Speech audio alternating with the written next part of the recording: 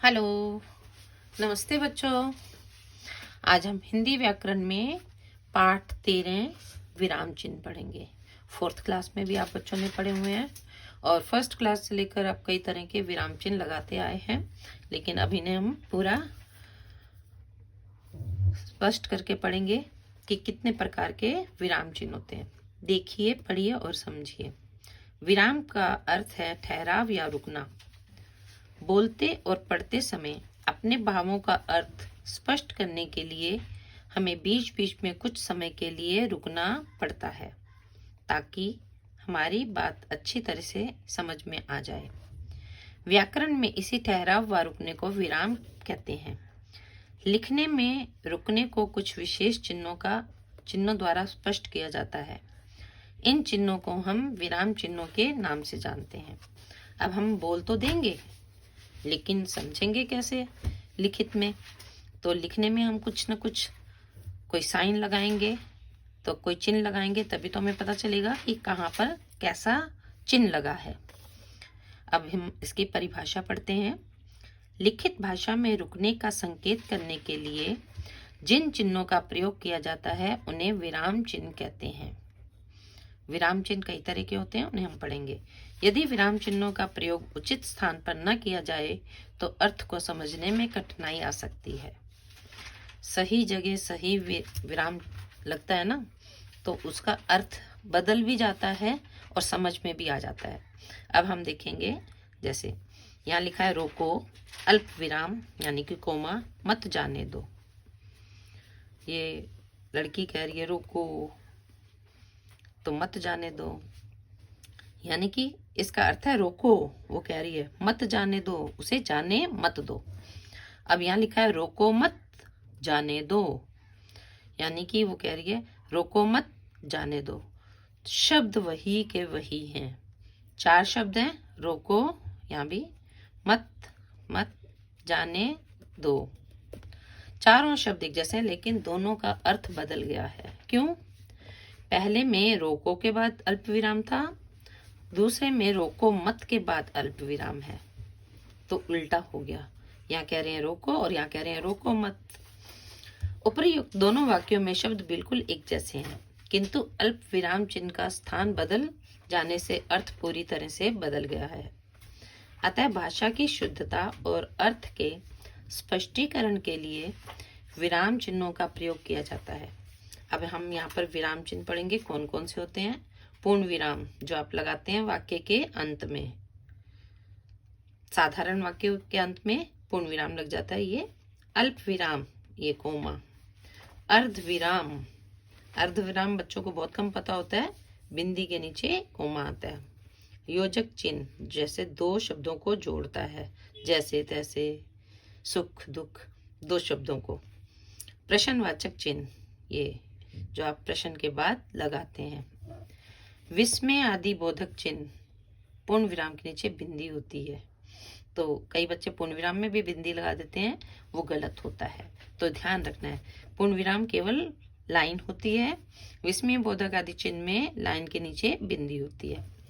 निर्देशक चिन्ह, इसकी लंबी लाइन होती है थोड़ी, जैसे योजक चिन्ह से। योजक चिन्ह की छोटी सी होती है बीच में, और निर्देशक चिन्ह की लंबी लाइन होती है थोड़ी। उद्धरण चिन्ह, यानी कि डबल कोमा जैसे ऊपर आता है, ये स्टार्ट होना और ये बंद होना। किसी वाक्य को जब हम यहाँ से स्टार्ट कर रहे हैं और यहाँ तक खत्म कर रहे हैं, तो उसके बीच में ये उद्धरण चिन्ह आता है, तो इसका बहुत ध्यान रखना है आपने। इसका नाम भूल जाते हैं बच्चे, कहते हैं सीधा कोमा उल्टा कोमा, ऐसा नहीं। तो उसको याद रखेंगे ना, तो उसको क्या बोलेंगे, जैसे हम कहते हैं पूर्ण विराम लगा दो, अल्प विराम लगा दो। अल्प विराम को ज़्यादातर बच्चे कोमा ही बोलते हैं। तो उद्धरण चिन्ह, कोष्ठक चिन्ह, यानी कि ब्रैकेट, जब हम किसी वाक्य को ब्रैकेट में बंद कर देते हैं शब्दों में, ठीक है। तो कोष्ठक, कोष्ठक का अर्थ होता है ब्रैकेट। जो आप बोलते हो ना, तो वो मैं बता रही हूँ कि इसे कहते हैं ब्रैकेट। नंबर 1, पूर्ण विराम, जहाँ वाक्य की समाप्ति होती है वहां पूर्ण विराम का प्रयोग किया जाता है। जैसे कल हम नैनीताल जा रहे हैं, वाक्य पूरा हो गया, हमने पूर्ण विराम लगा दिया। रीमा ने पाठ याद कर लिया है, पूर्ण विराम। तो हमने पूर्ण विराम के बारे में पढ़ा। अगला पढ़ेंगे अल्प विराम।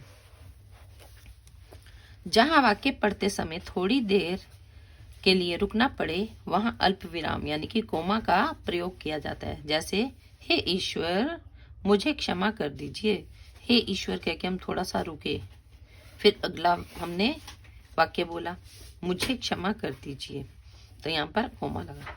रमेश, विकास, सीता और अमित खेलने जा रहे हैं।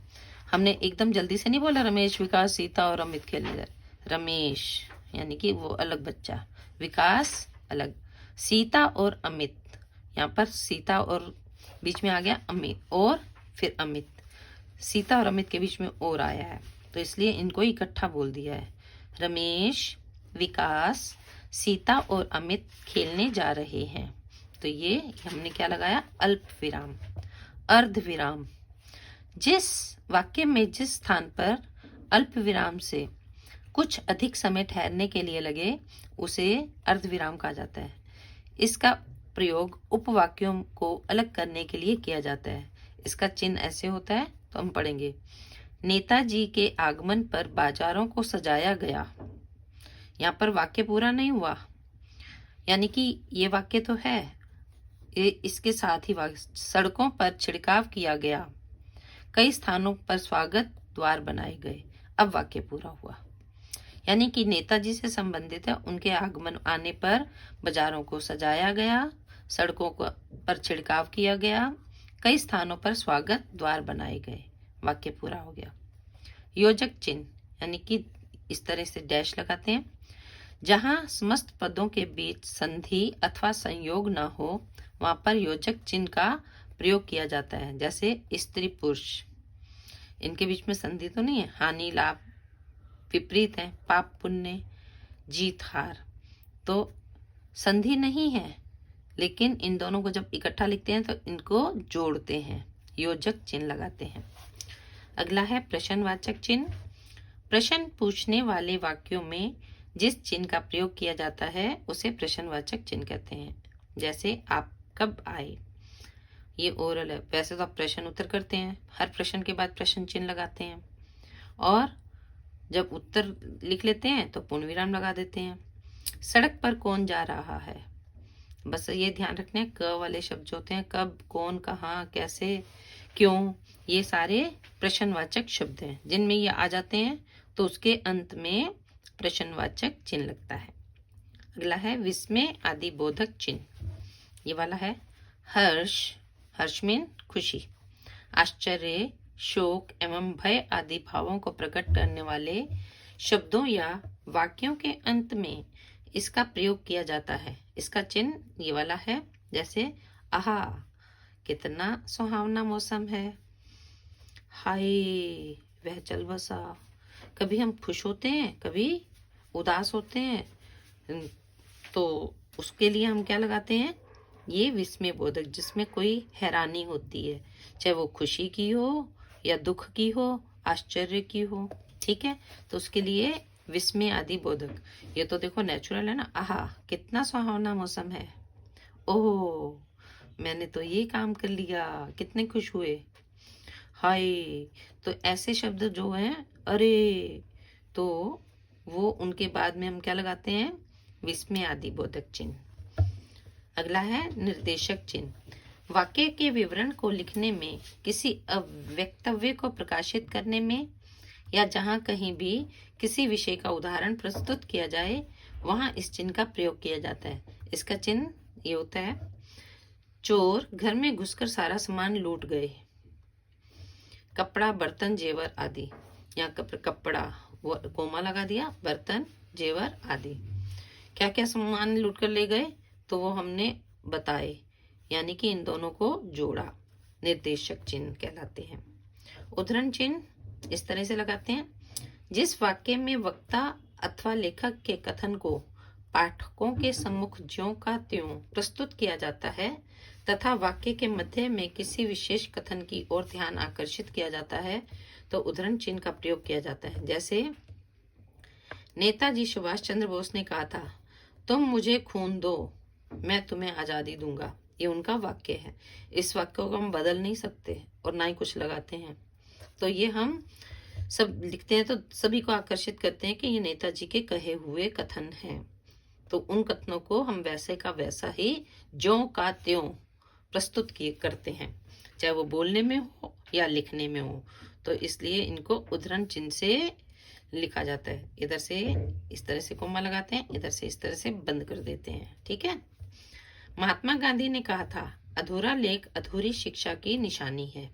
तो ये भी उनका कथन है, तो इसको भी हम नहीं बदलेंगे, जैसा है वैसा ही लिखेंगे।